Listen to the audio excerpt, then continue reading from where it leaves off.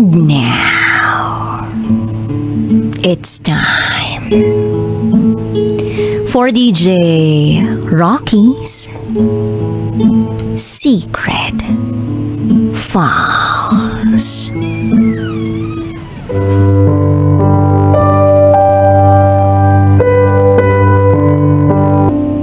Apat kaming magkakapatid. Pangalawa ako sa panganay. Si Mama ay napakabuting nanay sa amin.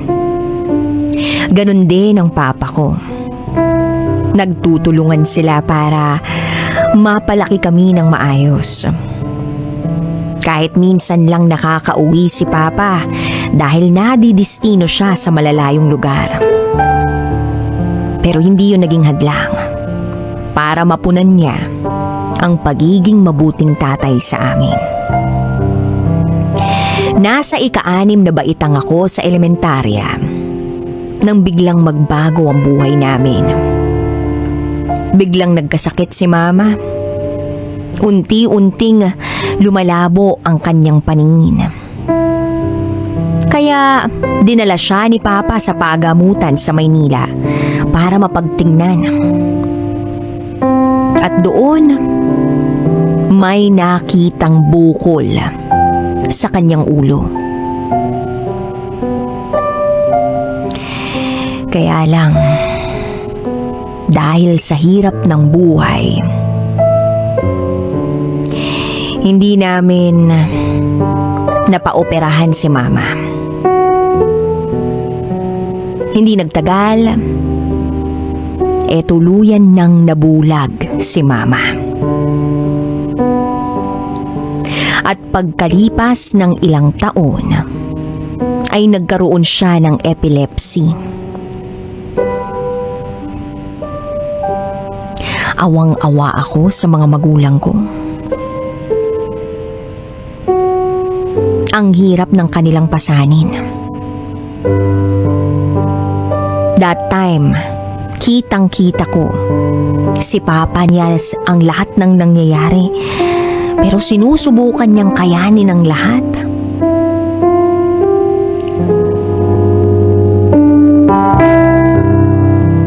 Bakit? Nasa high school na ako nang pinagbawalang kaming lumabas sa school.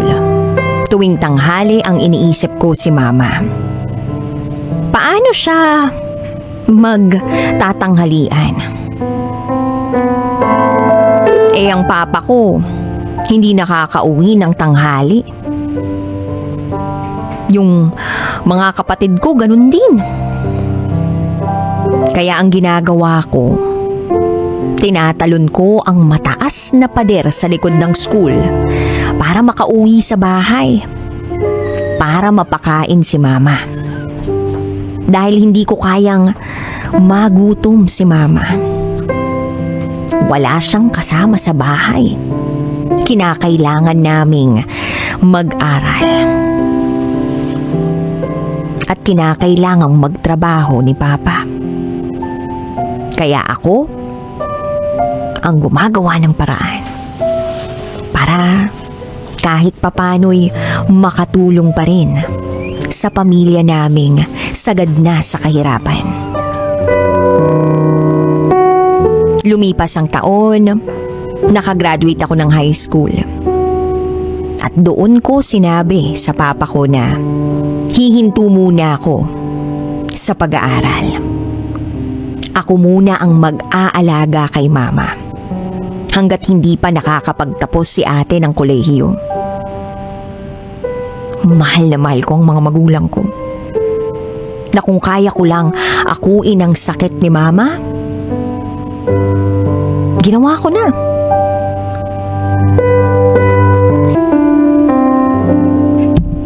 At si Mama, parang lantang gulay, nahirap na hirap. Hirap na hirap ng lumaban sa kanyang sakit, na para bang pagod na siya. At doon ko natagpuan ang sarili ko papunta sa simbahan. Nagdasal ako At ang sabi ko, Lord, kunin niyo na si Mama. Parang awa niyo na. Mahal na mahal ko siya. Ayoko siyang ibigay sa'yo. Dahil kayang-kaya ko siyang alagaan. Pero alam ko, nahirap na siya. Kaya parang awa mo na, Lord. Kunin mo na siya. Kunin mo na siya. Bumalik ako sa ospital. Lumapit sa akin ang nurse. Pinapapirma sa papa ko na kung sakaling atakihin siya muli, eh hindi na ito isi-CPR. Hahayaan na lang. Kung papayag daw ang pamilya namin dahil hindi na raw tinanggap ng katawan ni Mama ang mga gamot. Sa nangyaring atake kay Mama, ay tuluyan na siyang nakomatos. Mas makakabuti na rin daw na iuwi na lang si Mama sa bahay. Doon na lang magpahinga at maghintay. Hindi pumirma si Papa. Kinausap niya ako at sabi niya, ikaw ang magdesisyon sa buhay ni Mama mo. Dahil ayaw ko na sisihin mo ko sa mangyayari sa kanya. At ikaw ang nag-alaga.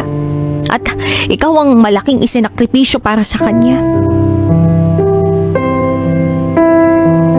Natulala ako sa sinabi ni Papa. Naiintindihan ko siya kung bakit niya nasabi lahat ng yun. Iyak ako ng iyak kasi alam ko na sa magiging desisyon ko ay mawawala si Mama sa amin. Pumirma ako dahil alam kong pagod na si Mama at hindi ko akalain na ako pala ang tatanggal sa tubo sa bibig niya. Inuwi na namin si Mama. Tumagal lang siya ng isang gabi at tuluyan na siyang nagpahinga. Ang hirap pala.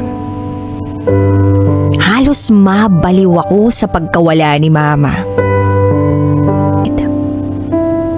Nagtapos ako ng kolehiyo sa kursong Bachelor of Secondary Education Major in Filipino. Nag-take agad ako ng board exam at sa awa ng Diyos, naipasa ko ito. Nagkaroon ng quota sa Army, agad akong dinala ni Papa sa Maynila para doon mag-apply. Sinubok man ng panahon dahil sa pandemya pero hindi naging hadlang para matupad ang pangarap namin ni Papa. Tuwang-tuwa si Papa nang malaman niya na magte-training na ako. Napaiyak kami sa tuwa. 6 na buwan o higit pa ang itatagal ko sa training camp. At bago ako pumasok sa training camp, ang dami kong bilin sa kanya. Kasi nga tumatanda na siya at laganap ang COVID. Ingatan niya ang sarili niya. Sobrang hirap sa loob ng training camp. Pagod at lungkot ang kalaban mo pero kinakaya ko. Dahil naiisip ko yung ligaya ni Papa paglabas ko. Alam kong magiging proud siya sa akin. At ganun din si Mama na nasa piling na ng may kapal. September 25, nasa bundok kami at nangunguha ng bato. Nang bigla akong pinatawag ng assistant commandant. Nagulat at kinakabahan ako kung bakit ako pinatawag. Agad akong pumunta. Bungad sa akin ni Ascom. Kumusta si Papa mo nung umalis ka? Sumagot ako ng, okay na okay naman po siya. doon kinawang sarili kong napatanong kay Lord kung bakit kinuha niya ang mga magulang ko. Bakit kami? Bakit ang papa ko? Paano na kaming magkakapatid? Hindi man lang inabutan ni Papa ang paglabas ko. Ang pagsuot ko ng unipormeng pangarap namin. Masakit sa damdamin na hindi ako pinayagang umuwi sa amin dahil matatanggal ako sa training. At dahil na rin sa pandemya, nagalit ako sa Diyos. Nagalit ako sa Kanya. Ang dami kong katanungan sa Kanya na bakit sa amin to nangyari? Bakit sa papa ko nangyari yun? Napakabuti niyang tao. Ang dami namang masasama, bakit papa ko pa? Hindi man lang niya hinayaan na malasap ng papa ko yung pangarap namin, yung tagumpay ko. Pero hanggang isang araw, napagtanto ko na hindi kasalanan ng Panginoon ang lahat ng nangyari. Nagdasal ako muli na bigyan ako ng lakas ng loob na kayanin ang lahat dahil may dalawa akong kapatid na umaasa sa akin. Nakagraduate ako sa training camp at isa ng ganap na sundalo. Umuwi ako sa amin. Bumungad sa akin ang bahay na sobrang lungkot. Walang papa na sumalubong sa akin, kundi kalungkutan. Nagsuot ako ng uniforme at pumunta sa puntod ni Daddy. At doon ako sumaludo sa kanya, sa puntod niya. At ang sabi ko, Pa, natupad ko na ang pangarap natin. Sundalo na ako. Ang daya mo. Iniwan mo ko. Magkasama na kayo ni Mama. At huwag kang mag-alala. Ako nang bahala sa mga kapatid ko. Sabay saludo sa kanya.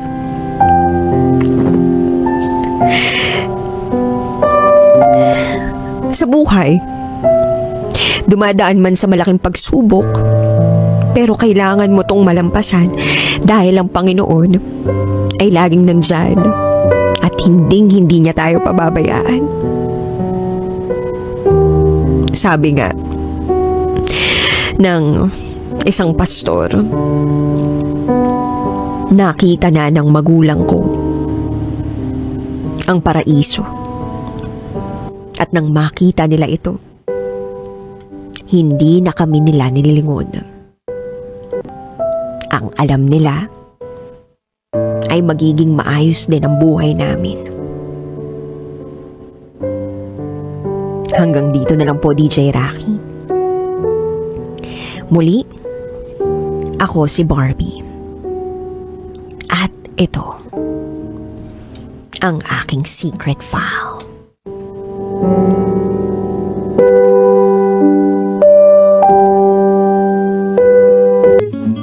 And now, it's time for DJ Rocky's Secret Files with Jello.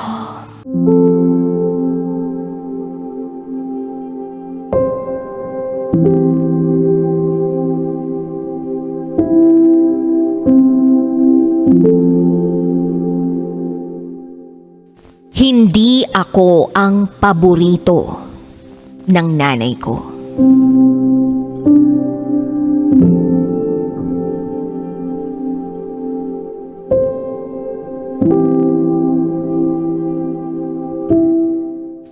Hi DJ Rocky and DJ Jello. Itago niyo ako sa pangalang MJ. At ito, ang aking secret file. Bata pa lang ako, ay ramdam ko na hindi ako ang paborito ng biological mom ko. Broken family kami. Lumaki ako sa puder ng tita ko. Yung tita kong panganay na kapatid ni mama. Iniwan ako ng biological mom ko nung 2 months old pa lang. Para makakita siya ng pera sa Baguio City. Kasamang nag-alaga sa akin ang lola ko. Sila ang naging kasama ko habang unti-unti akong nagdadalaga. At habang nadadagdagan ang edad ko, mas lalong lumalaki yung tampo at galit ko sa sarili kong nanay. May mga araw na ayoko siyang umuwi rito sa probinsya. Dahil hindi naman kami ganun ka-close. At siguro dahil na rin sa namuong sama ng loob sa dibdib ko. Meron akong mga kapatid, DJ Rocky and DJ Jello.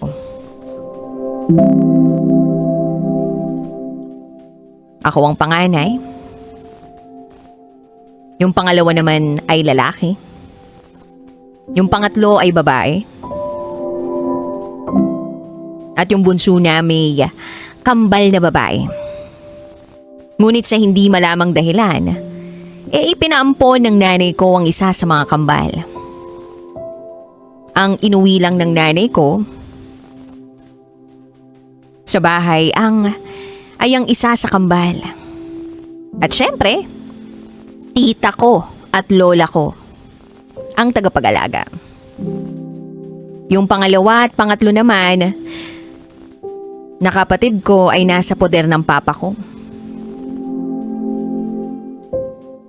Wala akong masabi sa tita ko at lola ko na siyang nag-aalaga sa amin, kundi maraming salamat sa kanila dahil napakalaki ng sakripisyo nila para sa amin.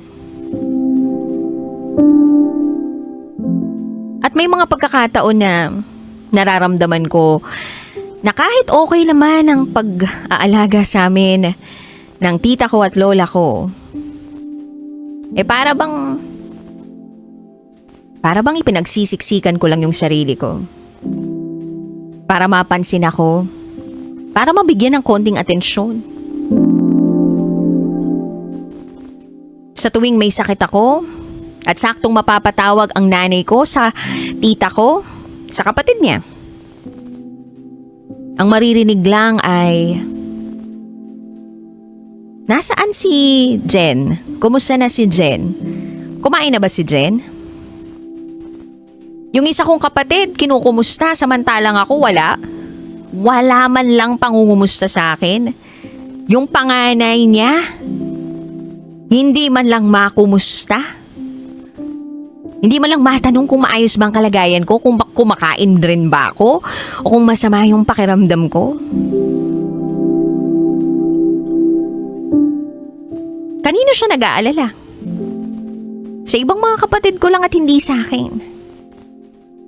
Minsan nga kapag nagkakasakit ako, nilalakasan ko yung pag-ubo ko para lang mapansin niya ako pero walang effect.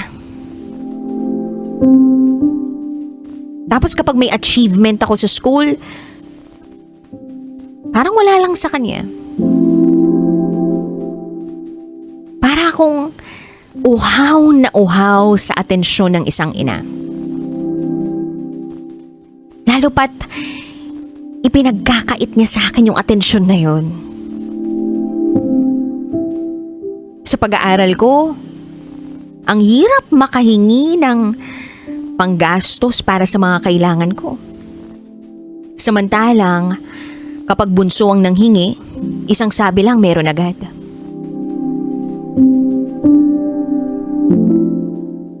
Then, pandemic came. Halos lahat ng gamit, dapat teknolohiya na nagpapagana o nagpapaandar. Pero yun ang wala ako. Ultimo cellphone, wala ako. Ilang buwan ang lumipas na nanghihingi ako ng cellphone sa nanay ko. Dahil nga madalas ang online class. Pero hindi pa rin ako pinagbibigyan. Alam nyo, DJ Rocky and DJ Jello, kung sino ang pinagbigyan? Yung kapatid kong bunso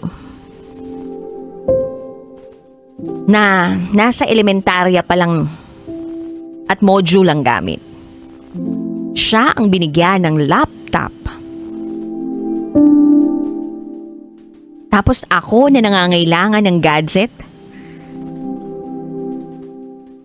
Ako yung hindi nabigyan. Nakakainggit, diba? At sa kabilang banda, nandun yung galit. Napapatanong ako kung bakit hindi ako ang binibigyan. Samantalang ako naman yung nangangailangan kasi nasa college na ako.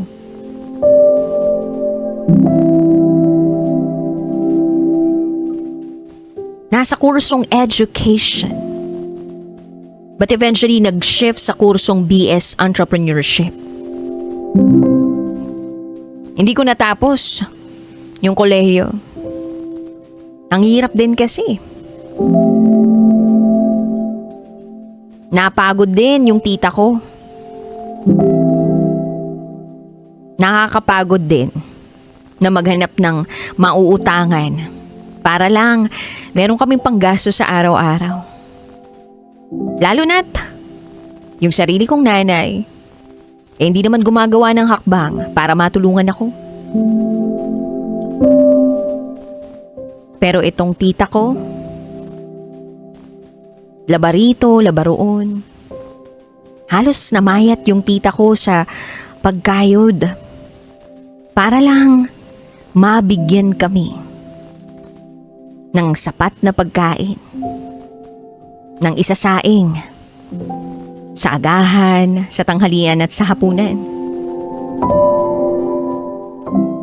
Nakita ko rin kung paano tahimik na umiyak ang lola ko habang kumakain kami na walang ulam.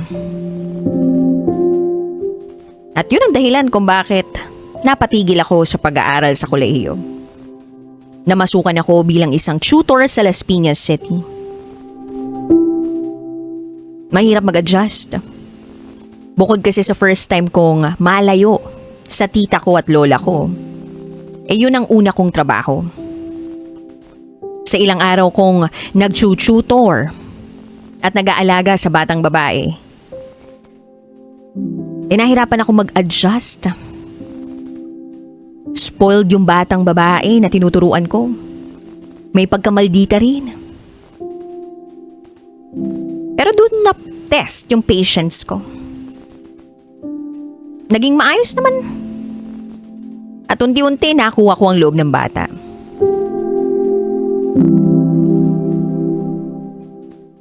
Then, isang araw, nakatanggap ako ng text mula sa biological mom ko. At ang mensahe niya, pahingi naman ako ng pera pambayad sa renta ng inuupahan ng bahay. Biruin niyo yun, DJ Rocky and DJ Jello. Walang kumukumusta. Hingi agad ng pera para sa pambayad ng renta na inuupahan nila.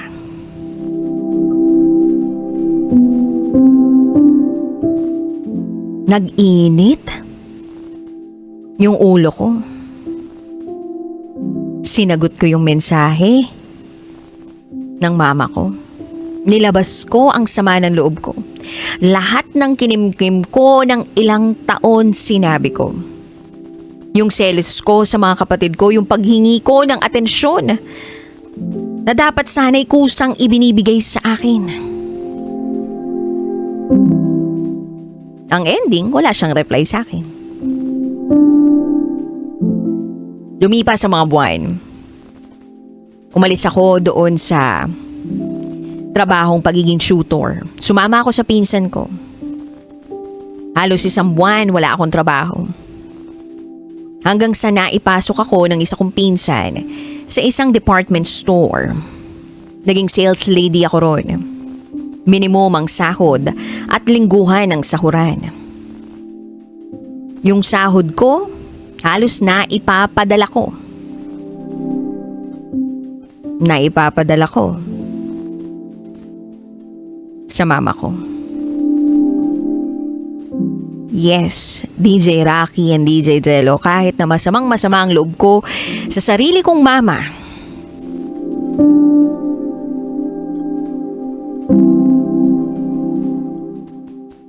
Nandun pa rin yung paglambot ng puso ko.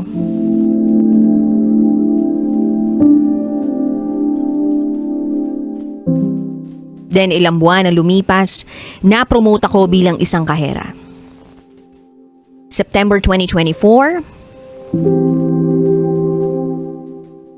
inopen ko yung isa kong Facebook account. Then may nag-message doon na isang lalaki.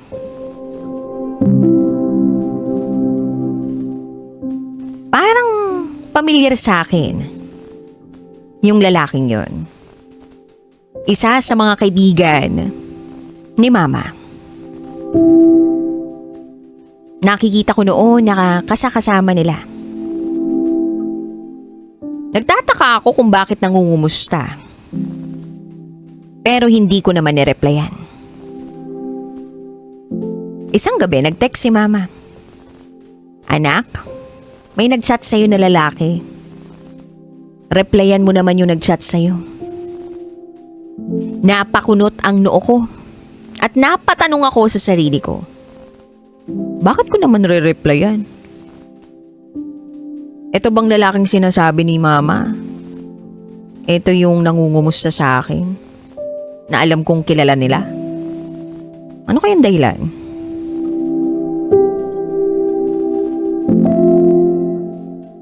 Hanggang sa sunod-sunod na ang mensaheng ipinadadala ng lalaking itinutukoy ni Mama.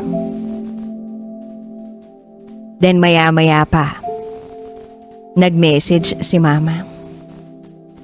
Eto na raw ang tamang panahon para malaman ko ang totoo. Tutal, nasa tamang edad naman na ako. DJ Rocky and DJ Jello, halo-halong emosyon ang nararamdaman ko ng gabing yun. Ang daming tanong na tumatakbo sa isip ko. Ano ang totoo? At bakit ito ang tamang panahon? Ano kaya ito?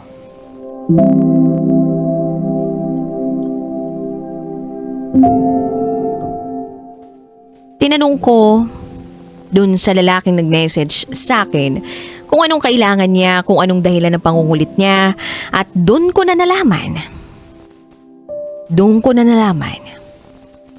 na siya ang tunay kong ama at hindi ang kinalakihan kong ama. Siyempre, bumulusok na naman ang sama ng loob ko. Napatanong ako kung pinagluloko ba nila ako. Nag-message din ako kay Mama.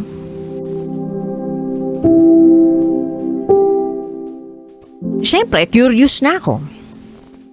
Tinanong ko kung anak din ba nila yung mga kapatid ko.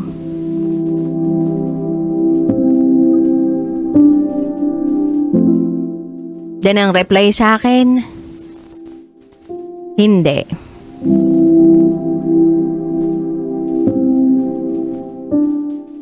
Anak nila yun ng Papa June mo.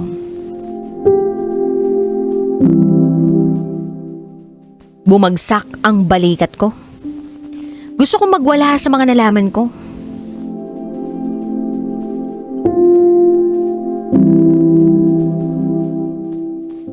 Actually, dalawang lalaki ang nagpakita sa akin at nagparamdam ng pagmamahal. Yung tatay ko na kinilala kong ama, at yung isa naman ay si Dati, asawa ng tita ko, na talagang nag-alaga sa akin. May mga sinabi pa tong nagpakilalang ama ko, pero binlock ko na.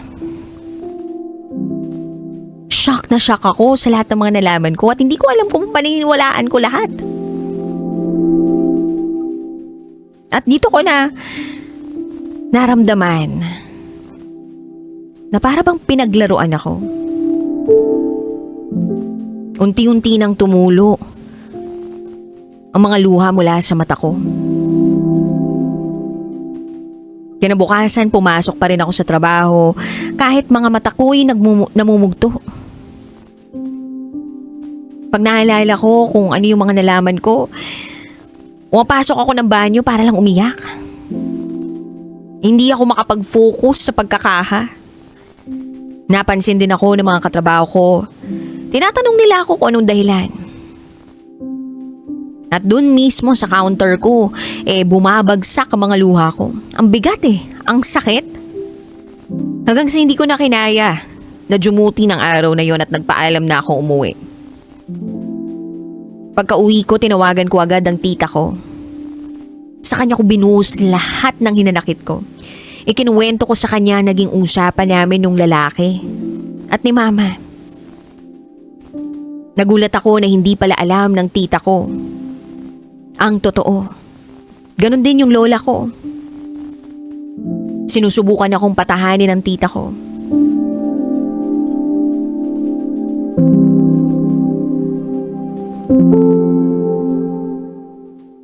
Then may naalala ako.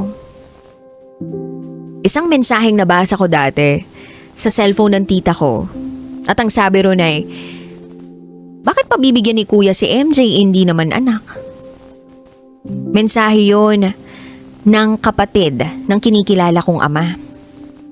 Hindi yun klaro sa akin nung mga panahong nabasa ko yun, pero nung araw na yun, mas lalo akong napahagulgol dahil na-realize ko kung anong ibig sabihin nun. Lumipas ang mga araw, nag-text ang biological mom ko. Tinatanong niya ako kung masama raw ba ang loob ko. Kung masama ang loob ko sa kanya. Kung malaki daw ba ang galit ko sa kanya. Then ang sabi ko, anong naging kasalanan ko sa'yo? Kung bakit mo ako sinaktan ng ganito? Dagdag ko pa, sana nung maaga pa, sinabi mo na sa akin. At sana, sinabi mo na rin yung totoo dun sa bunso. Bago pa sumama ang loob niya. Kagaya ng ginawa mo sa akin ngayon.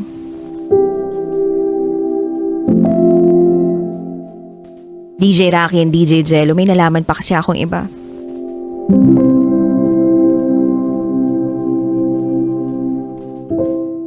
Yung kambal, yes, yung bunso namin.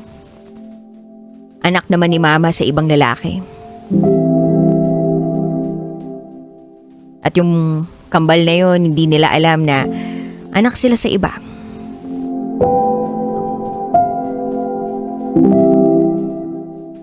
Then, hindi na nag-reply sa akin si mama. Few days later, nag-text ang kinalala kong ama.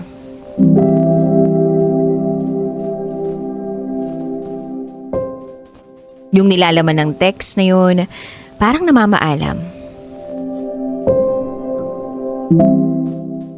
Nag-reply ako.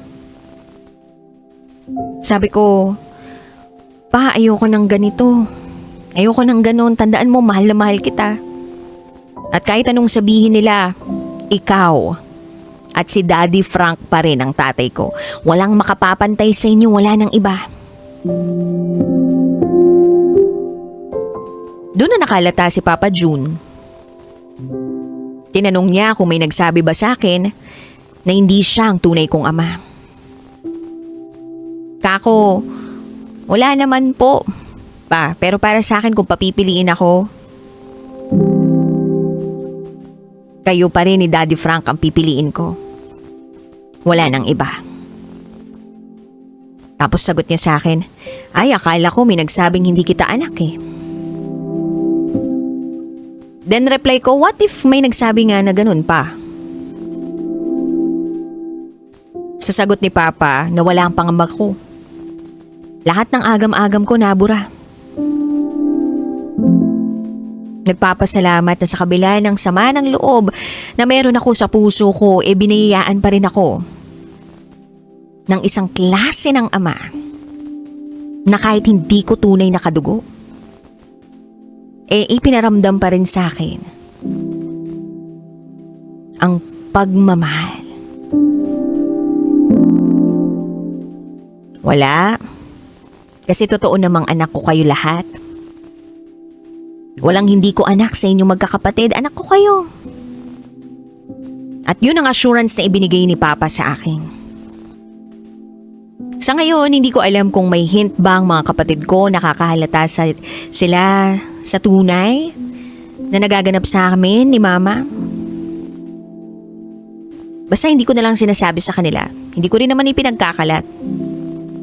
Sa ngayon naman, okay naman kami ng biological mom ko. Sinusubukan ko na rin na tanggalin ang sama ng loob sa dibdib ko. Siguro, nakakapayapa rin talaga pag alam mo na ang katotohanan. At ngayon, malapit na naming ilibing ang lola ko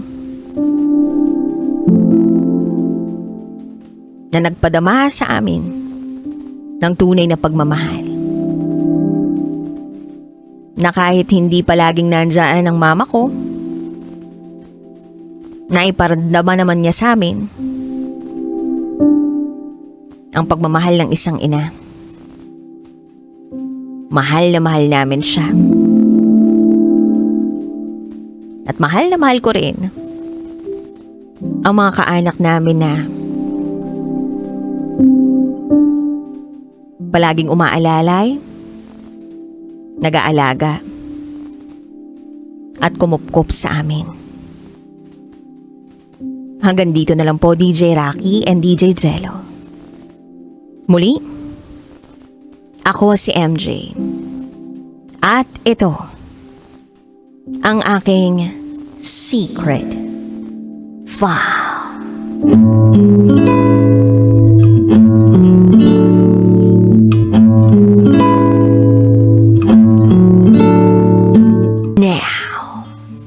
It's time for DJ Rocky's Secret Files.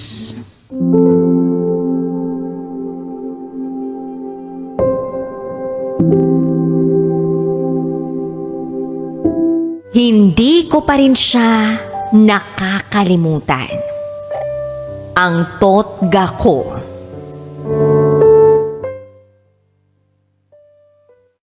Hi DJ Rocky.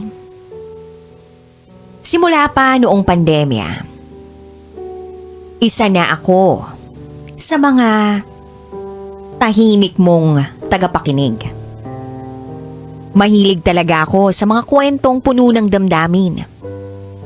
Kaya naghanap ako sa YouTube at sa hindi inaasahang pagkakataon, napadpad ako sa iyo. Ngayon heto ako, nagsusulat dahil hindi ko na kaya. Para na akong sasabog sa bigat ng mga nararamdaman ko. Hindi ako manunulat, DJ Rocky. Kaya sana'y pagpasensyahan mo na kung medyo magulo o mahaba ang kwento ko. Pero sana maintindihan mo. Itago mo na lang ako sa pangalang Boss. Oo, parang bus sa terminal pero English word. At ito, ang aking secret file. First year high school ako. Unang beses kong nakita si MK. Pagkakita ko sa kanya, parang tumigil ang mundo ko. Biglang nag-slow-mo ang lahat. Parang biglang kami lang ang tao sa buong paaralan.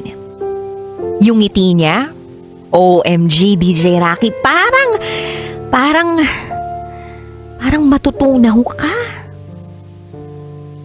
Pogi, charming, talagang kikiligin ka. At dahil sa kanya, naging certified stalker ako. Araw-araw akong dumadaan sa kantin malapit sa banyo para lang masilip ang classroom nila. Simpleng pasulyap-sulyap lang sa kanya. Buo na ang araw ko. Ganun katindi ang tama ko. Then pagdating ng second year, naging kaklase ko ang ate niya. Doon nagsimula ang lahat. Naging close kami ng ate niya. At sa hindi ko inaasahan, naging close din kami ni MK. DJ Rocky, ramdam ko noon na may something na para bang may gusto rin siya sa akin. Alam mo naman tayong mga babae, minsan dama naman natin agad, 'di ba? Pero isang linggo lang ang lumipas. Nalaman ko na may nililigawan na pala siya. At hindi lang yun, sila na. Ang sakit, DJ Rocky. Pero mas masakit nang malaman kong pustahan lang pala.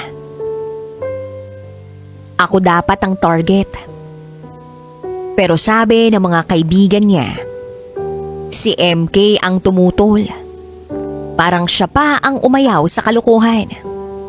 Na para bang iniligtas niya ako sa pustahang yun. Then pagdating ng third year, naging magkaklase kami. Textmate. Pero sa personal, parang may pader. Kaya naguguluhan ako kay MK. Then eventually, tinanggap ko na lang na baka hanggang doon lang kami. Fourth year, hindi kami magkaklase. Magka-text kami, paminsan. Tas akala ko, nagkakaroon na kami ng mutual understanding.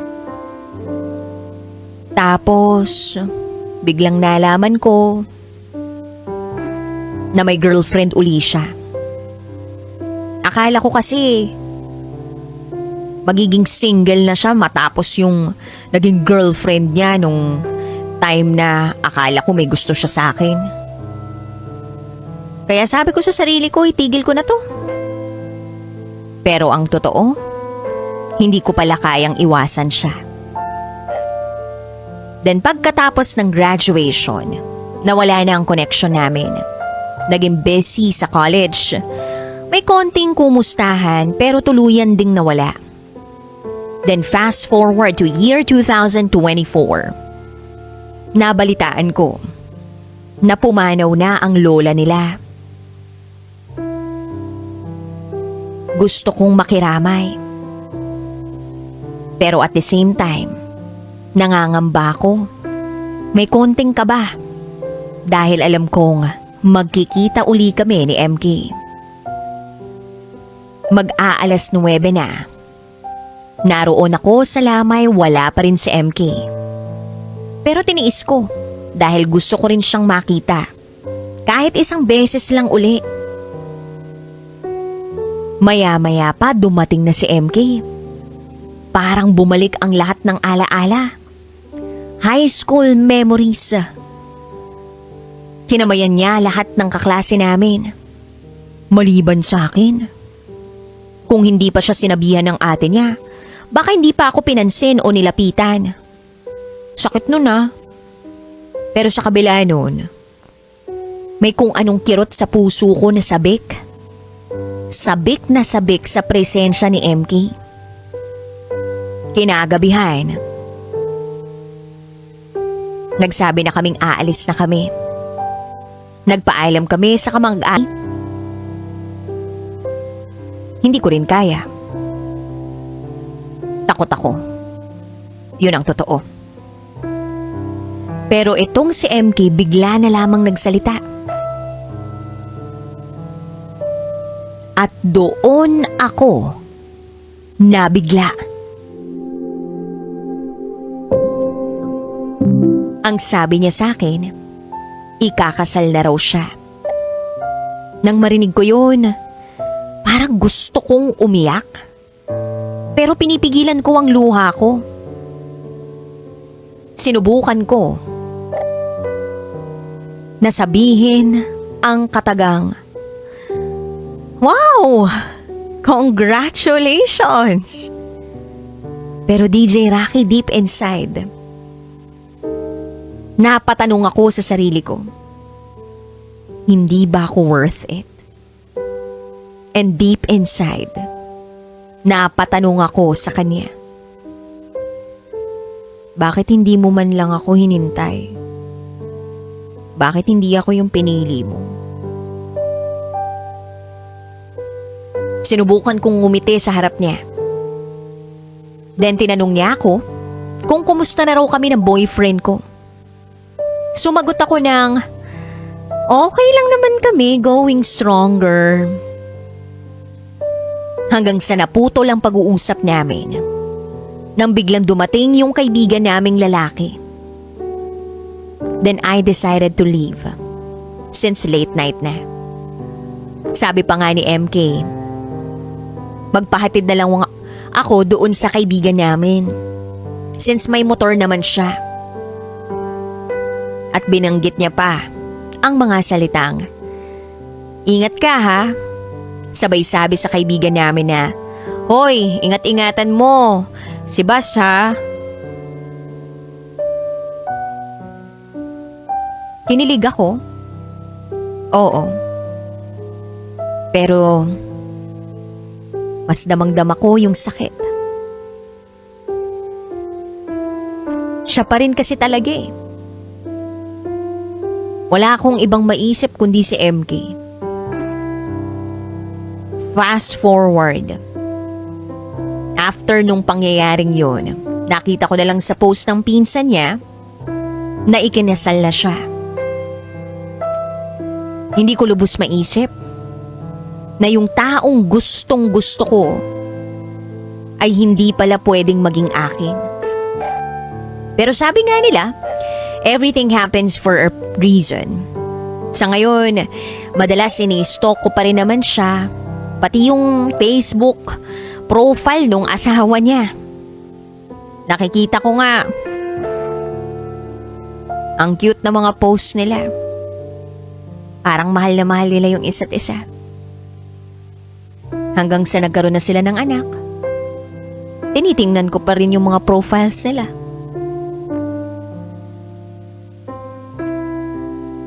Kamukhang kamukha ni MK yung anak niya. Naisip ko nga, siya siguro yung totga ko. Kasi hanggang ngayon, naiisip ko pa rin siya. Kaya kay MK, kung naririnig mo man ito, gusto ko lang magpasalamat sa'yo. Dahil napasaya mo ko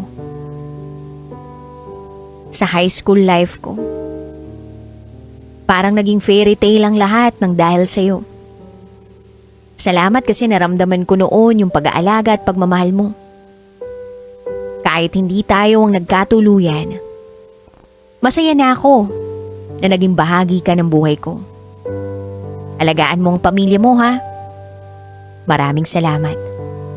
Lagi kang may espesyal na lugar sa puso ko. Masaya ako para sa'yo. At sana masaya ka rin.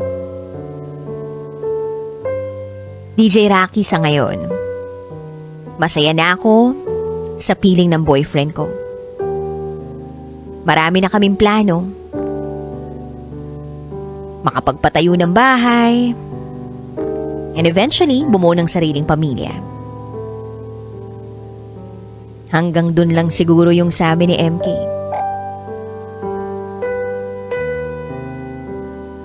Patuloy ko na lang siyang tatanawin sa malayo. Habang hawak-hawak ang kamay ng taong nagmamahal sa akin. At mahal ko rin ang boyfriend ko. Muli, ako si Boss. At ito, ang aking secret file.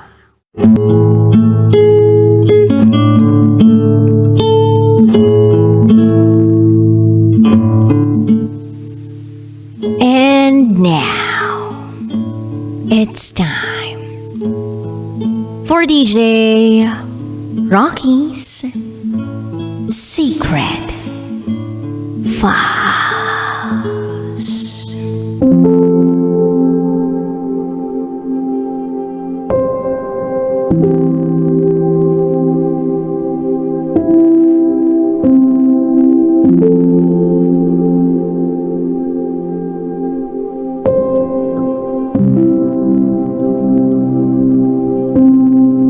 Ipinambayad ko ang pagkababae ko para lang makapagtapos ng pag-aaral.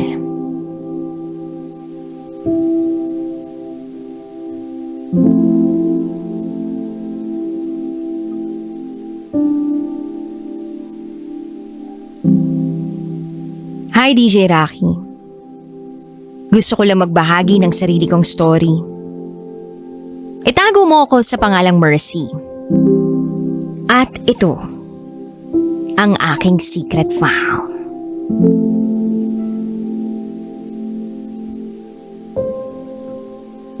Noon pa man, pangarap ko na talagang makapag-aral.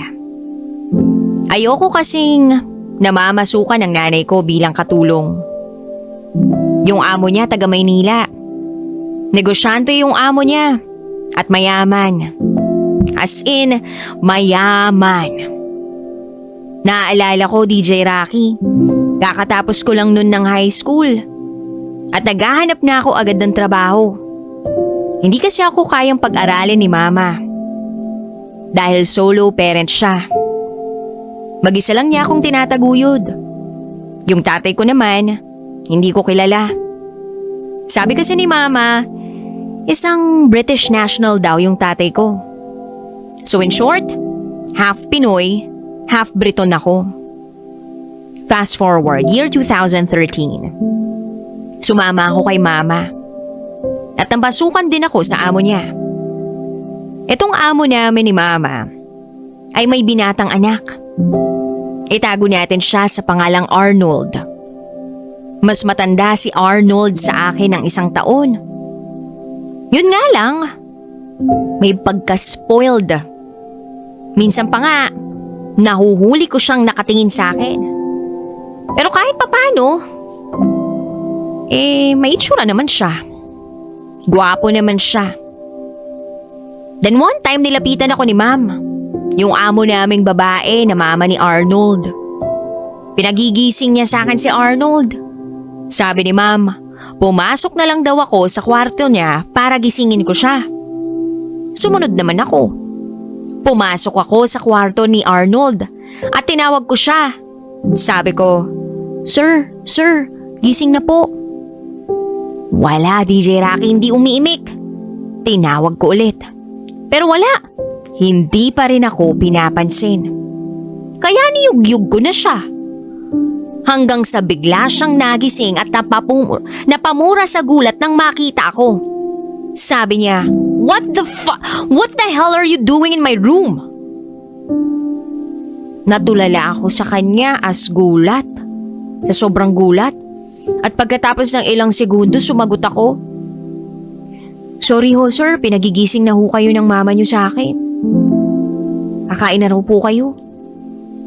DJ Rocky, hindi naman sa pagiging bastos. Pero bigla na lang akong lumabas sa kwarto ni Arnold. Hindi ko na lang din pinansin yung mistulang tantrums niya sa akin nang makita ako. Basta ako, ginawa ko lang ang pinag-uutos sa akin. Hindi ko lang talaga inaasahan, DJ Rocky, na sa pagkakakilala namin ni Arnold, dito pala mag-uumpisa ang bangungot na mararanasan ko sa pamamasukan ko sa kanila.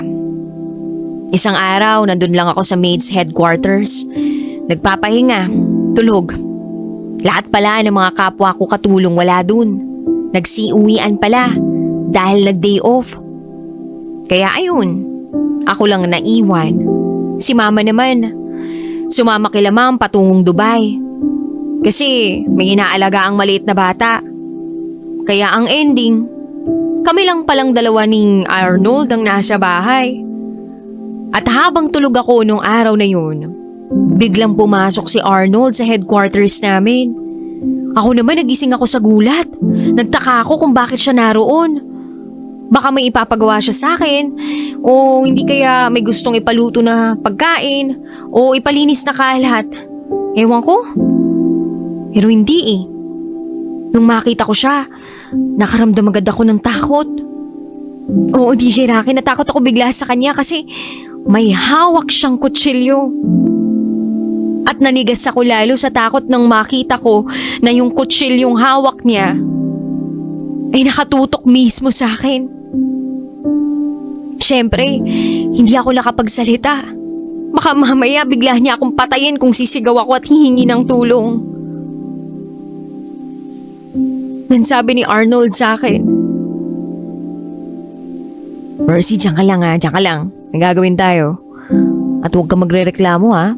Huwag mo rin ako isusumbong kila mami at dati. Naintindihan mo ako?" At dahil sa takot na nararamdaman ko, hindi na ako nakakapagsalita. Tumango lang ako. Hinubad niya ang suot niyang t-shirt. Lumapit sa akin ng dahan-dahan. Ako naman, hinawakan ko ang kumot na nakatalokbong sa katawan ko at hinigpitan ko ang pagkakahawak dito.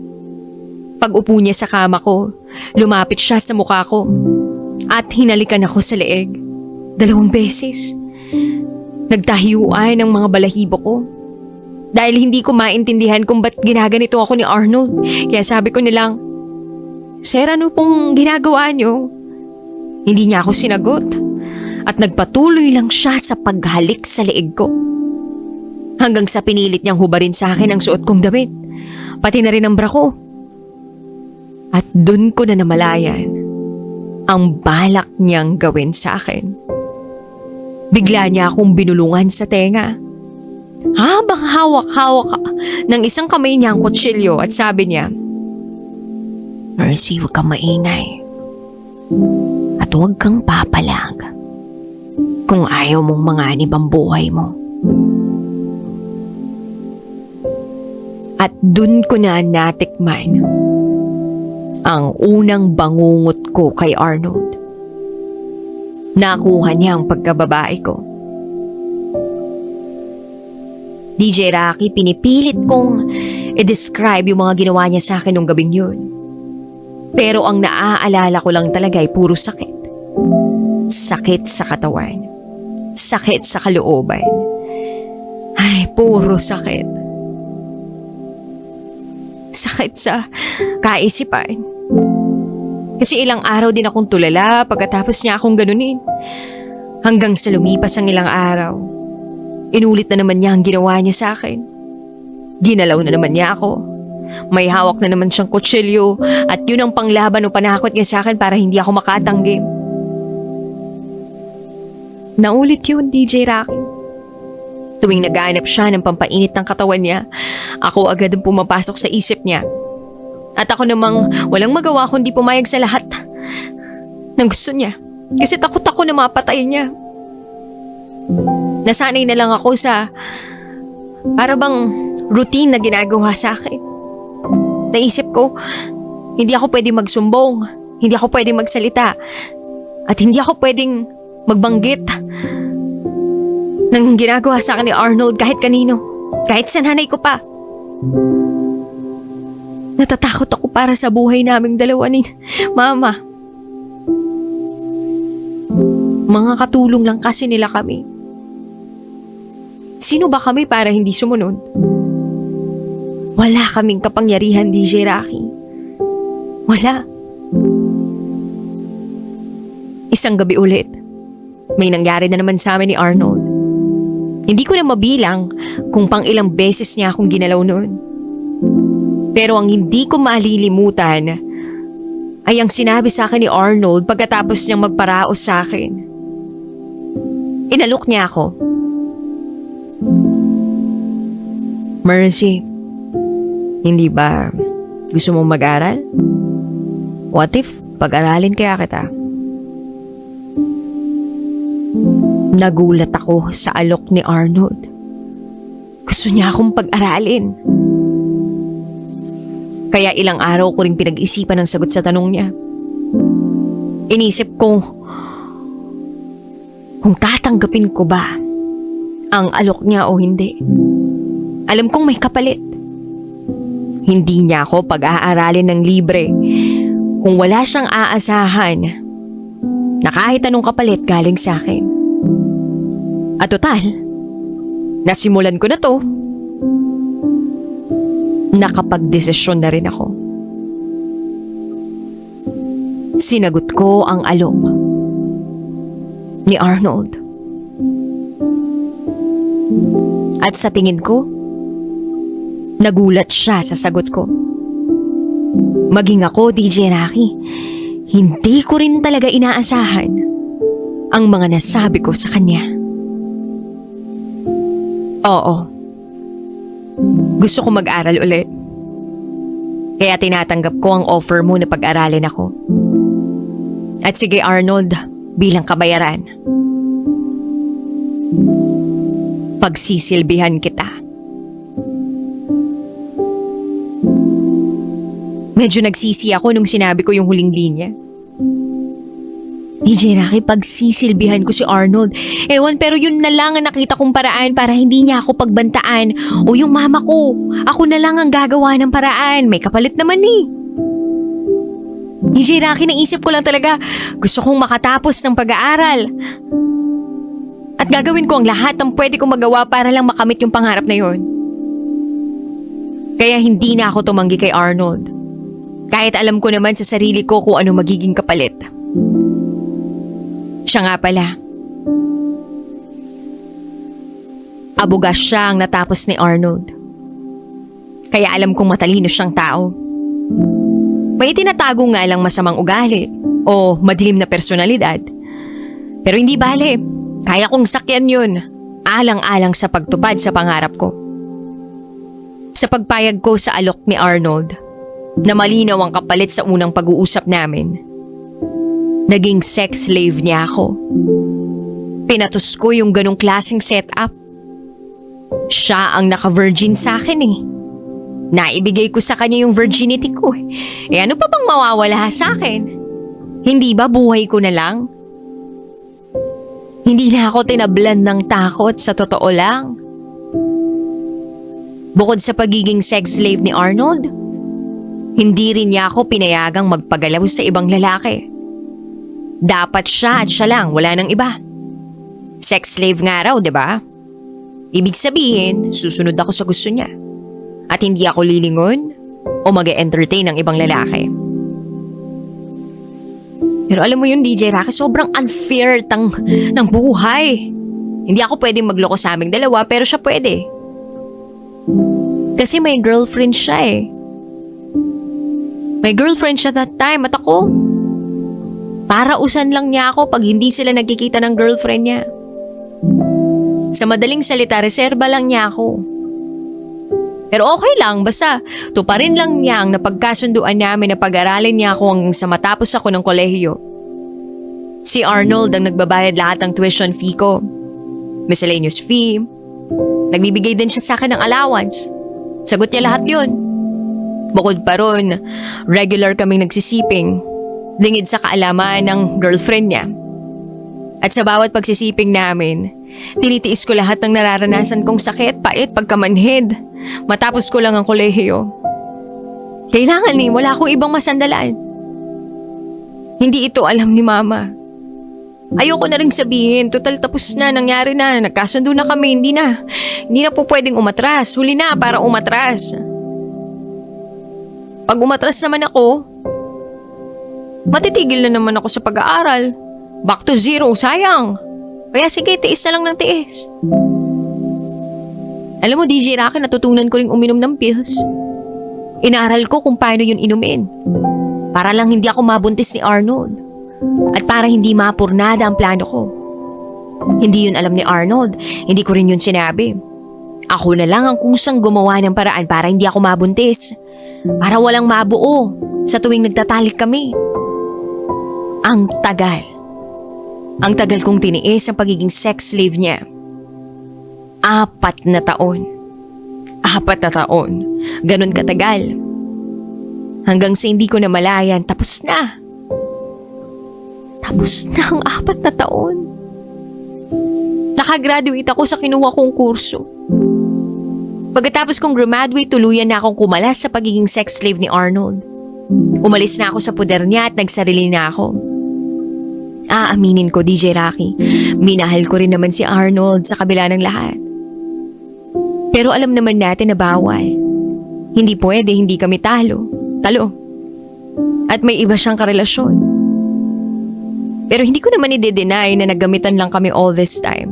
Sa 4 na taon, ginamit niya akong parausan para makuha niya ang gusto niya. Ginamit ko rin siya para makapag-aral ako at mabili ko kung anong mga gusto ko. At sa pagtatapos ng pag-aaral ko, naramdaman ko rin sa wakas kung papaano maging malaya. Malayang gawin ang gusto ng walang ibang nagpapuwersa.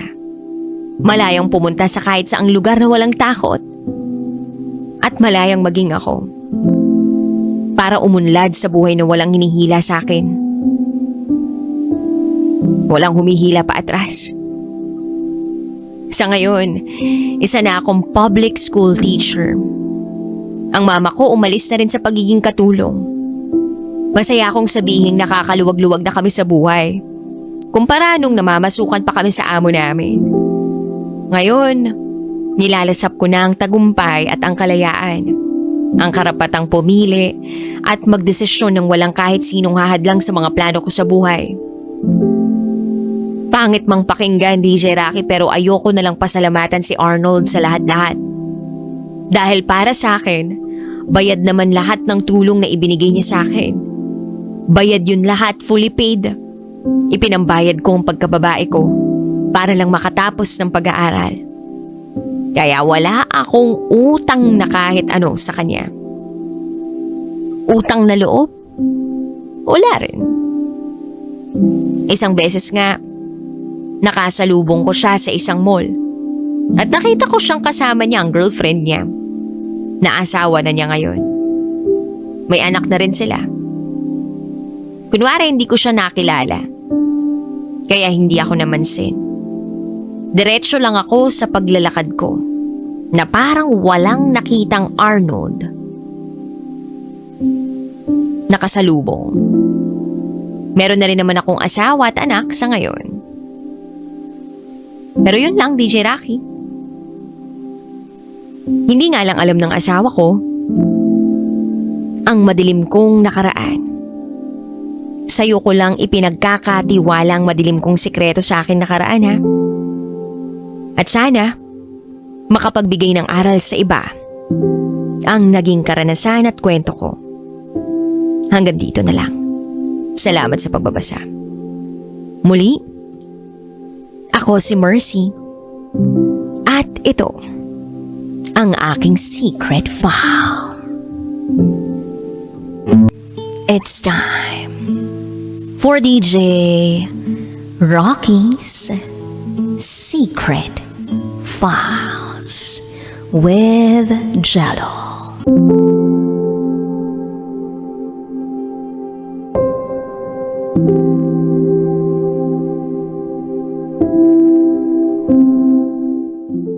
Kamukhang kamukha ng ex ko ang jowa ngayon ng anak ko.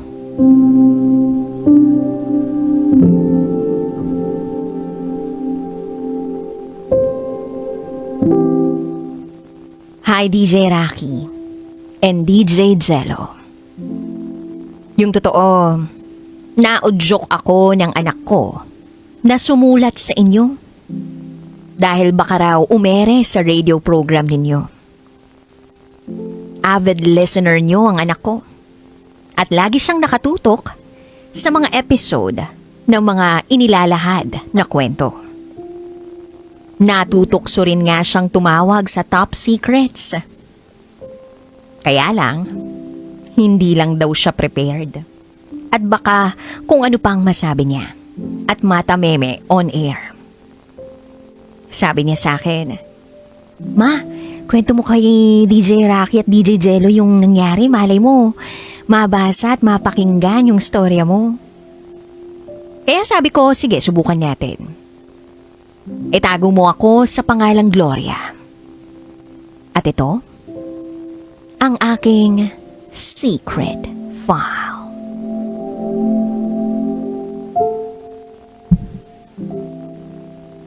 First love never dies. Kapag naririnig o nababasa ko ang sentence na yan, parang kumukurot ang puso ko.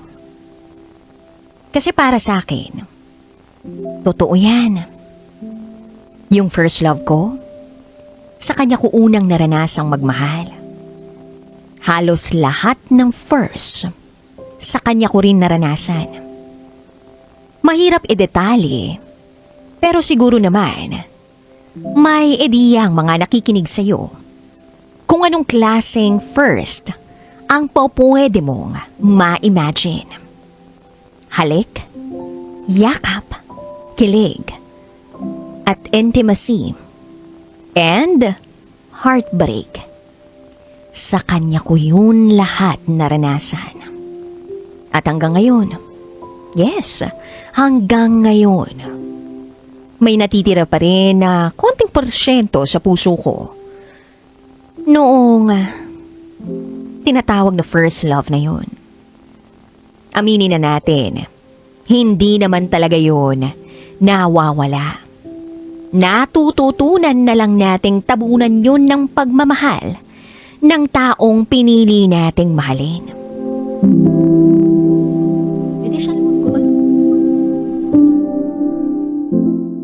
Itago natin sa first love sa pangalang Harvey. Ayoko sanang i-exaggerate ang lahat. Pero imaginein mo ang dalawang tao. Isang lalaki at isang babae na sumasayaw ng isang slow dance sa isang prom sa awitin na Mr. DJ ni megastar Sharon Cuneta. Doon nagsimula ang lahat. Naging partners kami sa isang sayaw. Out of nowhere, lumapit siya sa akin noong prom namin.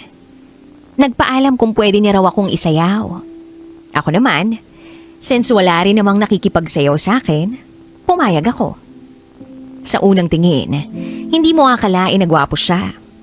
Pero kapag tinitigan mo siya, dun mo marirealize na gwapo siya. DJ Rocky and DJ Jello, kinikilig ako habang isinusulat ko ito. Parang bumabalik ako sa high school life ko. Pero naaalala ko pa rin talaga yung moment na yun. Kasi doon nga kami nagsimula. Then after naming magsayaw, hiningi niya sa akin yung address ko. Dahil susulatan niya raw ako.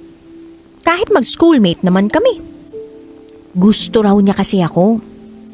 Pinrangka niya ako mismo nung gabing yun. At hindi pa laganap noon ang may sariling telepono. Ni wala pang ang cellphone noon. At lalong wala pang internet noon.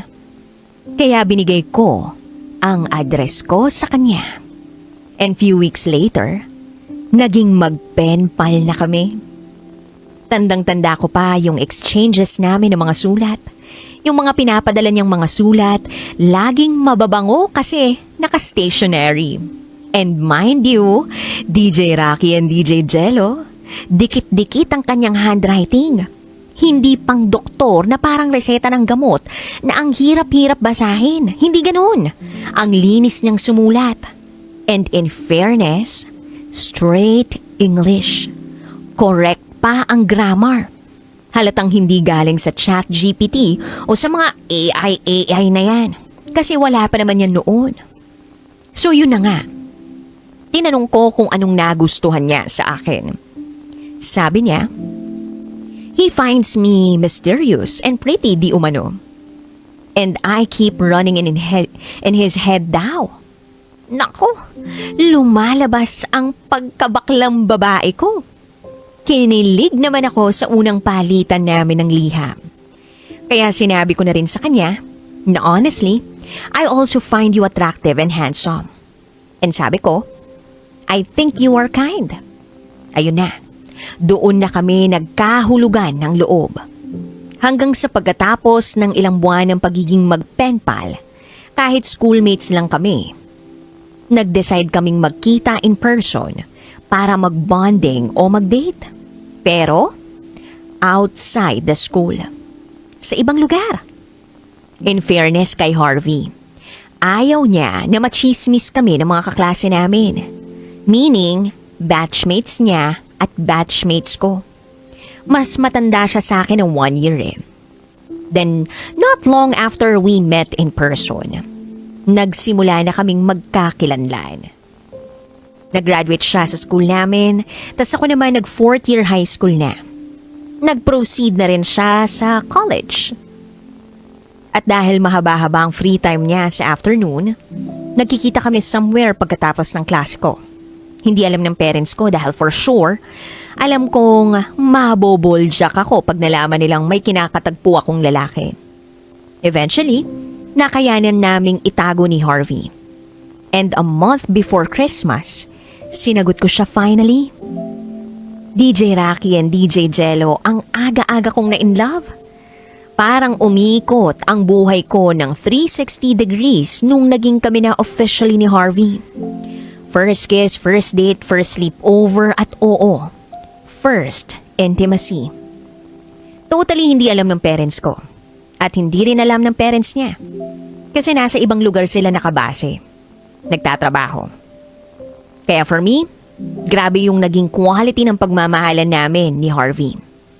Parang sigurado na kami sa isa't isa. Because every moment we were together, it felt like heaven. Basta alam nyo na yun, hindi matitibag, forever strong, ganyang level. Our relationship lasted for nearly 3 years. Ganon din katagal naming itinago yun. Kasi nga nag-aaral pa kami. Hanggang sa nalaman ng parents ko, ang sikreto na relasyon namin. Umamin ako na matagal na kaming mag-boyfriend ni Harvey. At akala ko sapat na dahilan na yun para tanggapin nila si Harvey as my one true love. Pero nagkamali ako. Hindi yun umubra. At yun ang naging mitsa para matapos ang relasyon namin ni Harvey. Prematurely. Yes, prematurely. They wanted me to focus on my studies or else hindi na ako nakapanlaban. Kasi parents ko nang nasunod eh. Dito na nagsimulang hinigpitan ako ng parents ko. Lalo na't 3rd year college na ako. Halos lahat ng subjects ko, major subjects. Nag-hire ang parents ko ng exclusive na maghahatid sundo sa akin sa school. Kaya na-restrict ang exposure ko. Hindi ko na nagawang makipagkita kay Harvey.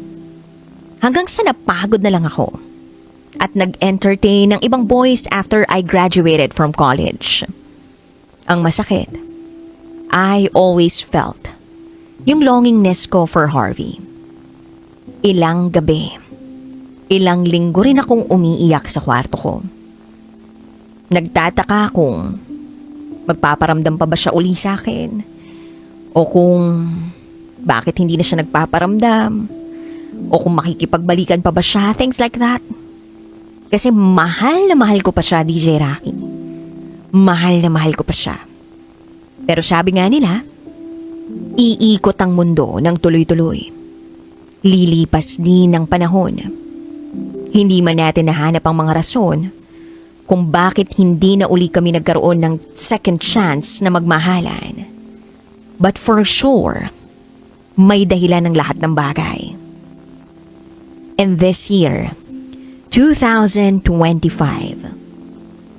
tsaka ko lang nalaman ang dahilan at ang katotohanan sa paraang hinding-hindi ko inimagine at inaasahan. Fast forward, few years after college, ikinasal ako. Oo, ikinasal ako. Pero hindi kay Harvey, kundi sa ibang lalaki. Nakilala ko sa work. Lahat ng qualities ng isang ideal man nasa kanya na. Nasa husband ko. At mahal na mahal ko siya. Ikinasal kami noong April 1995. At biniyayaan kami ng 2 anak na babae. Sa sobrang bilis ng panahon, nakita ko na lang silang lumaki. Nagkaroon ng sariling diwa, natutong maging independent, at nagkaroon na rin ng sarili nilang mga boyfriend. Iba naman na ang panahon ngayon, DJ Rocky at DJ Jello. Madali ko na rin namang ma-monitor ang galaw at kilos ng mga anak ko dahil may internet na. May messenger accounts na kami. May Facebook na. Nakikita ko na rin ang post nila. Kaya naging open naman sa akin ang mga anak ko. Hindi na kami umabot sa punto na kailangan pa nila akong pagtaguan ng mga nagiging boyfriend nila. Until one time. May ipinakilala sa akin ang panganay kong anak na itago natin sa pangalang Maybell. Nagkaroon si Maybell ng bagong boyfriend.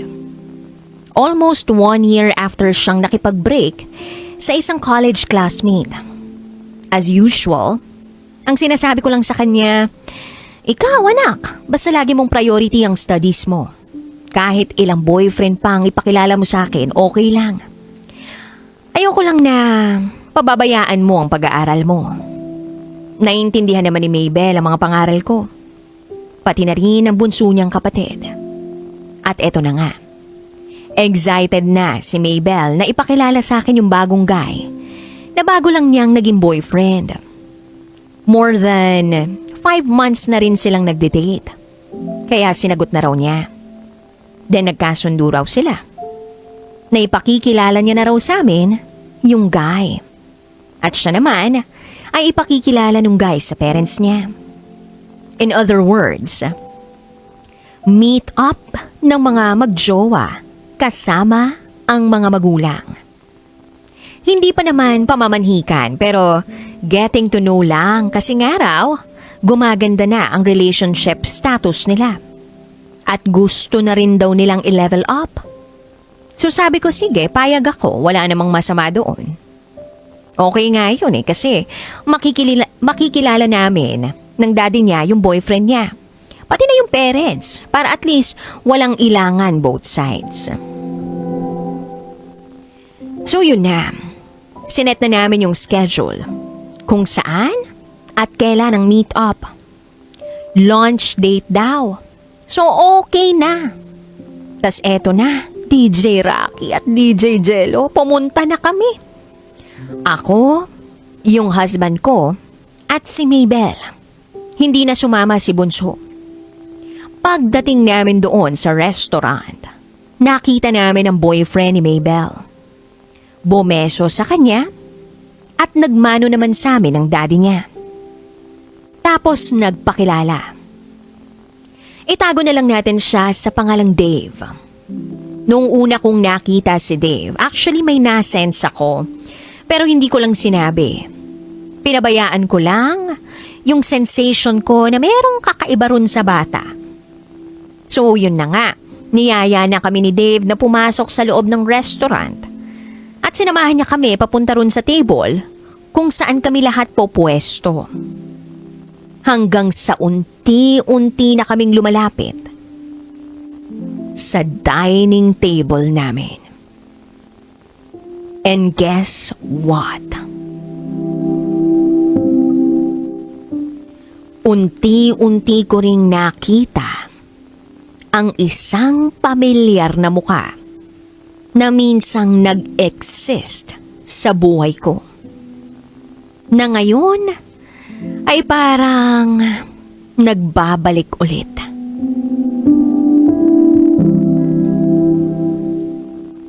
Si Harvey. Si Harvey ang daddy ni Dave. What a small world. Naalala ko pa yung reaction ko nang makita ko si Harvey. Halos mahulog ang pangako sa gulat. Tinabunan ko na lang yung bibig ko nung makita ko siya. Para kasing may tumusok na karayom sa tiyan ko dahil sa gulat at biglaang kaba. At sa totoo lang, Halos hindi ako agad nakaimik. Tumayo si Harvey at nakipag-shake hands sa akin. At ang nasabi ko na lang bigla ay, "Oh my God, Harvey, it's been a long time." Gulat na gulat ang husband ko at ang wife ni Harvey. Yung tipong narinig ko silang nagsalita na, "You know each other?" Sabi naman ni Harvey, "Oo." Ayun na, nagkaaminan na lang. We revealed to everybody na oo, mag-ex kami. And it is a very small world nga talaga na yung mga anak naman namin ngayon ang magjowa. Kaya pala, kamukhang kamukha ng ex-boyfriend ko yung jowa ngayon ng anak ko. Dahil siya pala yung tatay. Carbon copy. Yun yung nasense ko kanina. And in fairness naman sa husband ko, alam niya ang tungkol kay Harvey.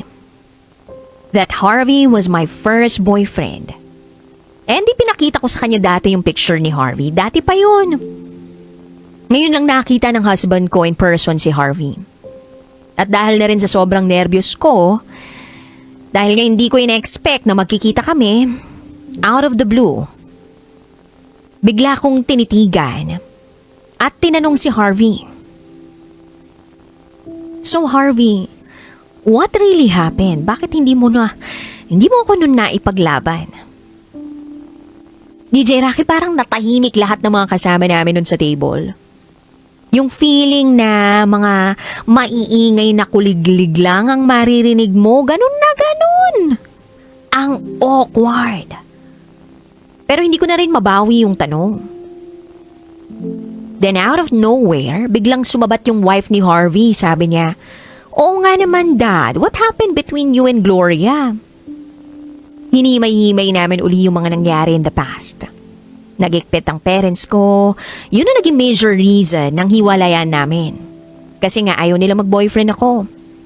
Maski halos 3 taon na kaming mag-on, hindi po pwede. Ginusto raw sana akong balikan uli ni Harvey.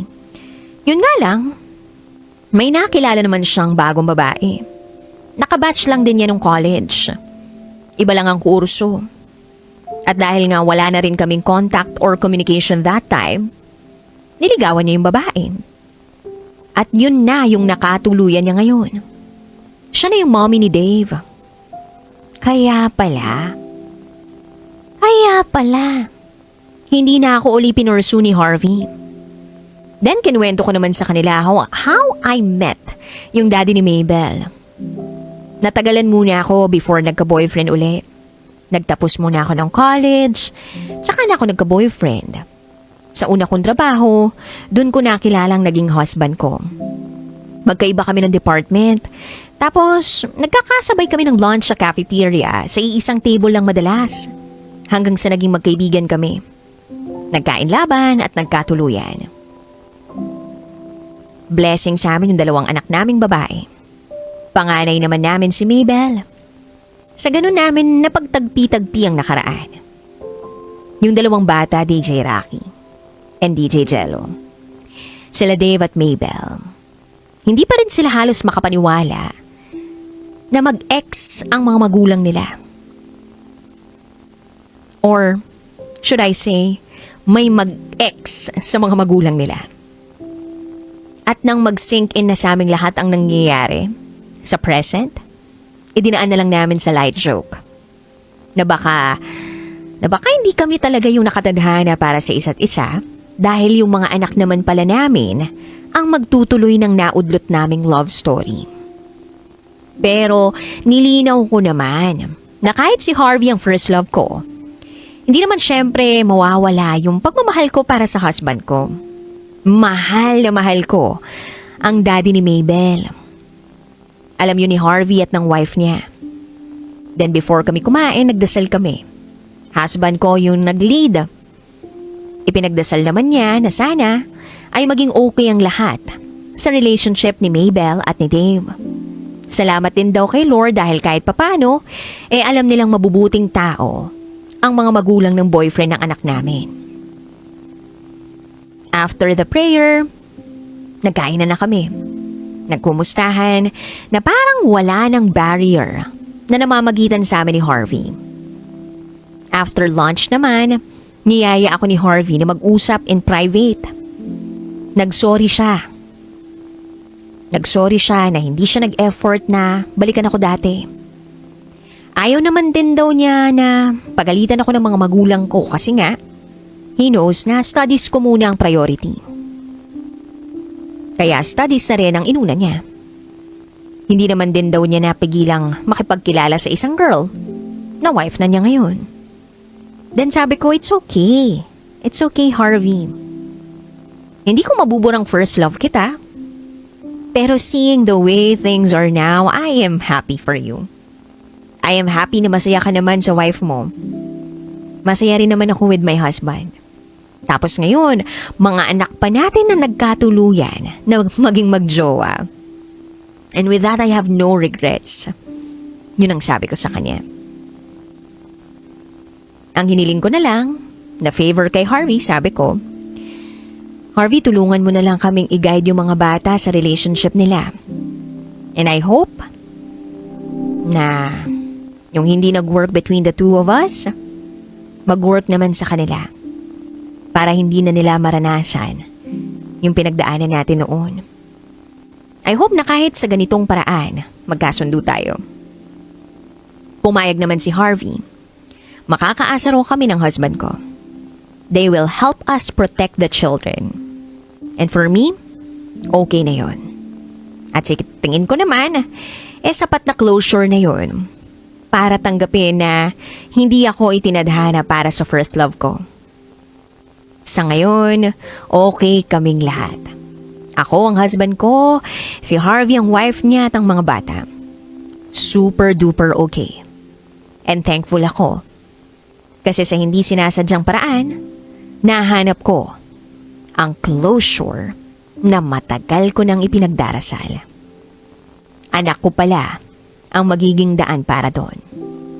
What a small world. Hanggang dito na lang muna, DJ Rocky and DJ Jello. Salamat sa pagbabasa ng aking kwento. Muli, ako si Gloria. At ito, ang aking secret file. Hi Kabisyo, it's me DJ Rocketera and welcome to the program Top Secrets. Kung saan pwede kang makapagbahagi ng iyong pinakatatagong sikreto. Ito ang programang hindi ka huhusgahan, bagkus ikaw ay pakikinggan. Ang programa sa radyo na nagpo-promote ng We'll Listen and We Don't Judge Culture. At meron na nga po tayong top secret sharer sa kabilang linya. I-welcome na po natin siya. Good evening. Hello, magandang gabi. Hello po. Ano pong pwede namin itawag sa'yo? Ano na lang po? Archie na lang. Archie, ilang taon ka na? Ano po nasa 31 pero di na po halata mukha daw pong bata sa amin nila. Ano, ilang taon ulit? 31 po. 31, pero mukhang 18, ganon? Opo, 18. Okay, sige. Archie, 18, mukhang 18, pero 31 talaga. Sang lupalop ko naman galing, Archie? Ano po, sa Quezon City po. Quezon City. Okay, sige. Di na ako magpapaligoy-ligoy pa, Archie. Archie, 31 na mukhang 18 years old from Quezon City. Ano ang top secret mo? Yung mga toxic ko pong covered page ko po sa po fast food. Meron kang mga toxic na katrabaho sa isang Fast food po. Mga nakaraang work ko po ng nung pandemic po tayo, mga ganun. Fast food, tama ba ako ng pagkakaintindi? Fast food. Di ko na lang po siya in-name drop. Oh, sige. Para safe tayo din, no? Huwag na lang tayo mag-name ng So, itong mga katrabaho mo na ito, matagal mo na bang katrabaho to? Gano'n ka nakatagal dun sa pinagtrabahuan mo na yan? 1 year na po yun. Siguro mga 9 months. Hanggang 9 months lang po ako. 9 months, almost 1 year, tama? Po. Pero wala ka na dun sa trabahong yun. Ano po? Ibang industry na po. Ibang industry. Sa pagkakataong ba to, umiinom tayo, sumasyat tayo? Ay, hindi po. Hindi. Hindi po umiinom. Gusto ko lang linawin kasi parang di mo binubukan na maigi yung bibig mo eh. Parang gano'n na yung mag-usap nating dalawa eh. Archie naman, buka mo yung bibig mo. Archie. Hello po. Hello po. Yan. Archie, kaya naman palang ibuka eh. Tandaan mo, hindi lang babae yung dapat bumubuka o nagbubuka ng bibig. Dapat lalaki din. O Archie, may mga katoxic kang katrabaho. Yung mga toxic na katrabaho mo, nandun pa rin ba dun sa dati mong kumpanyang pinapasukan? Wala na po. Umalis na rin po sila. Umalis na rin sila. So bakit naging toxic tong mga katrabaho mo na to sa'yo? Hindi, lagi po kasi nagsisigawan pag kahit naka-duty po, parang hindi na maganda pakinggan yung mga sinasabi. Talaga ba? So meaning kapag kayo ay nasa kusina o nandun kayo sa parting hindi nakakita ng mga customer, nagsisigawan yung mga crew? Opo. Yung siguro na sa second floor po ng fast food po. Quarter, tama ba? Second floor po. Doon sa kitchen. May second floor yung kitchen ninyo? Opo. Kasi malado po yung sasakayan ng ng Baguio. Ay papuntang norte. Sa po kasi Metro Manila. So, ang layo naman na narating nung sakayan na yun? Opo eh. Po kasi naka bed space sa Pasay. Anong sinat mo ngayon, ha? Wala po. Charot lang, may darot pa naman, Archie. So, yung mga toxic na sinasabi mong katrabaho mo, dahil sa mga pagsisigawan nila, nasabi mo talaga na toxic sila? Toxic po talaga. Bakit? Inapi ka ba? Lagi may ganong issue. Lagi may toxic na kahit saan po mag-apply. Hindi po nawawala yun. Akala ko naman inapi ka. Inapi ka ba? Binuli ka ba? Hindi, lumalaban din po ako eh. Inalaban ako kahit senior. Talaga? So, magbigay ka ba? Magkwento ka nga sa amin ng isang pagkakataon na nilabanan mo yung mismong senior sa'yo doon sa trabahong yun. May time na kasi parang minamaliit ako tapos... Anong sinabi sa'yo nung minamaliit ka? Parang medyo parang naaangasan. Hindi, anong mga sinasabing words sa'yo? Like, ang yabang-yabang mo, lit-lit mo naman, ganon? Hindi, parang nag-PI, tinatawag ng PI, ganon. Tapos ogang. Minumura ka? Oo. Nasaan dun yung mga parang inaalipusta ka? Inaano po ako parang yung nag-aamon ng suntukan po, parang ganon. Anong ginawa mo? Inaano ko rin po sa labas. Hindi naman po sila lumalabas. Kumbaga inaabangan mo sa labas, ganon? Nag-aabang din ako. So, anong point lahat ng to? Archie, ano talagang gusto mong mangyari sa buhay mo ngayong gabing ito? Gusto mo lang bang may kausap ka? Gusto mo lang ba na marinig yung maganda kong boses? O gusto mo lang talagang i-share na nagkaroon ka ng toxic na katrabaho? I-share ko po yung mga katoxic. Uy, si DJ Rocky pa yan? Opo. Oo, ako to. Sino yan? Pakiusap nga yung kaibigan mo. Sino yung kaibigan mo na yan? Idol ko yan eh. Akin na, Nanonood ako sa TikTok ngayon eh. ano mo sa akin ngayon? Parinig, ilagay mo yan sa mikropono ngayon, yung kaibigan mo na yan. Wait lang po. Sabi mo, tinatawag ko siya. Hello po, DJ Rocky. Hello, anong pangalan mo? Yung inventong pangalan mo lang Ay, Din po. Anong pangalan ulit? Din. Deal. Parang deal, ganon. Dean po, as in parang Dean of the school. Ano? Pakiulit nga. Dean po, D-E-A-N. Ah, Dean! Okay, Dean. O, Yes Dean. po. Ang tanong ko, yung itsura ba ng kaibigan mong yan na si Archie? Mukha bang toxic yan o kabuli-buli o palaban? Ay, hindi ko po kaibigan to. Pinsan ko po siya actually. Eto naman, pinsan mo siya. So, pinsan mo pala yan. Pinsan mo pala yan. Hindi mo malang tinuturing na Correct po. kaibigan yung yung pinsan mo? Hello, Dean. Hello po. Ano po? Hindi naman po hindi mo naman po kasi kami magkasama that time nung yung kinukwento niya po niya yun. I think yung kinukwento niya po is yung sa trabaho niya yun. Sabi niya trabaho niya dati yun. Ngayon ba yun? At saka medyo opo niya yun po yata yun. Ah, so kumbaga talagang ginawan pa ng kwento nung natin ng caller natin yung At saka nanonood din po yung pinsan ko sa TikTok niyo kanina. So sinubukan niya po kung tatawag siya. Idol po kayo niyan eh.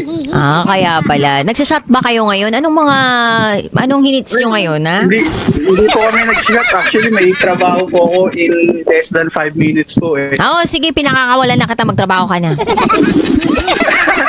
Shoutout DJ Rocky! Ayan, shoutout din sa iyo, din. O, nasa na si Archie? Archie? Hello po. Hello, Archie. Yes po. O, balik ka na rin sa trabaho Opo. mo. Wala ka ba trabaho ngayon? Ano po, alas 10 pa po, pasok po. Ah, alas 10. May jowa ka ba, Archie? Meron po. Ikwento mo lang yung naging jowa mo last time yung ex mo. Yung Naku, brainwash ka. Ay, yung po, pwede po ba ikwento yung yung mga, di na po, yung mga nakarang ko po, yung mga jowa ko dati. Yung jowa ko po dati. Din, alam mo anong oras na? 11:40 na. Sana yun na yung una mong kinwento kanina pa, 'di ba? Nakakaloka ka. Sabi, ama ka na. Hello, Archie. Opo, Alam mo, masaya naman akong kausap ka. It's just that medyo time constraint na tayo ngayon. Tsaka pinasaya ko lang din naman yung pakiramdam mo ngayong araw na ito. Kasi pakiramdam ko nung panahong tumawag ka talaga sa akin, parang kailangan mo lang marinig yung angelic voice ko. Dinamay mo pa yung pinsan mong si Din, ha? Eh, nanonood din pala ng live ko. Diyos ko. Opo. Ay.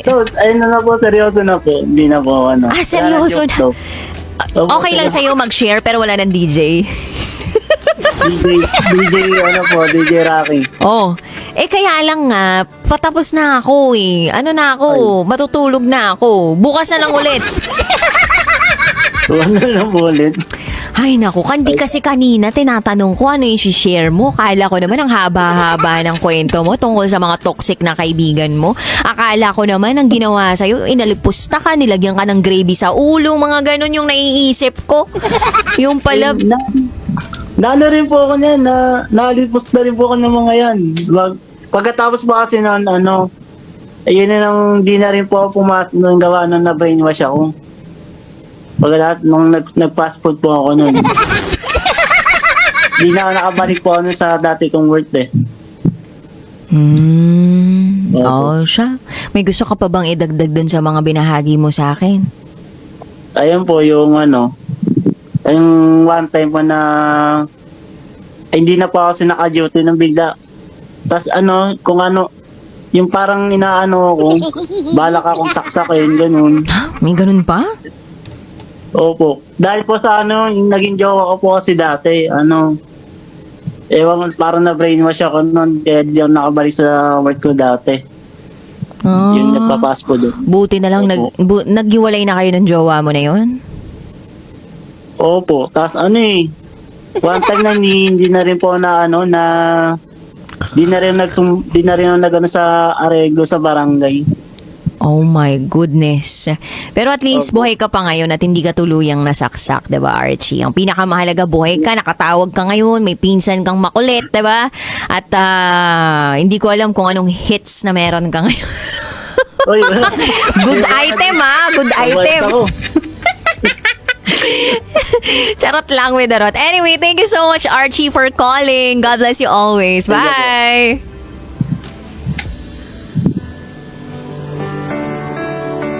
Oh, good item naman di ba? Mga good item. O bakit? Di ba kapag ang isang bagay maganda, quality, ang tawag doon good item, di ba? O, for example, bumili ka ng bag, good item. Bumili ka ng pagkain, good item. Good item. Paalala lang po hindi po ako si Madam Auring na pwedeng manghula ng gusto niyo pong sabihin sa akin yung pasensya ko po, medyo mahaba naman talaga sa totoong buhay. Pero syempre, kinakailangan nyo pong magsalita ng maayos para po tayo'y magkaintindihan. Kung po pwede nga pong maglagay kayo ng bullet points habang nagsasalita po kayo sa harapan sa akin. Diba? O nakapag-ready na kayo ng bullet points ng pagkakasunod-sunod ng storya ninyo. Mas okay po, no? Para mas magkaintindihan tayo at wala kayong ma-miss out na impormasyon tungkol sa gusto nyong ibahagi sa akin. Kasi naiiyak na ako. Naiiyak na ako. Sa frustration. Charot. Uy, darot. Well, anyway, maraming salamat kabisyo sa inyong pagtutok. Sana kahit papano ay napasaya ko kayo ngayong gabing ito. Uy, bukas mas lalong lalabasan tayo ng ating ngiti sa ating mga labyo. Di kaya naman pwede tayong tigasan ng ating pangakakatawa dahil tomorrow is rated SPG as in Super Pack and Earn, Secret Files, and Top Secrets. So, kabisyo, once again, nakapiling po ninyo ang inyong Basta Princess, DJ Raketera. At kayo'y nakatutok sa 90.7 Love Radio. Kailangan pa bang i-memorize yan? Basic. This is Top Secrets.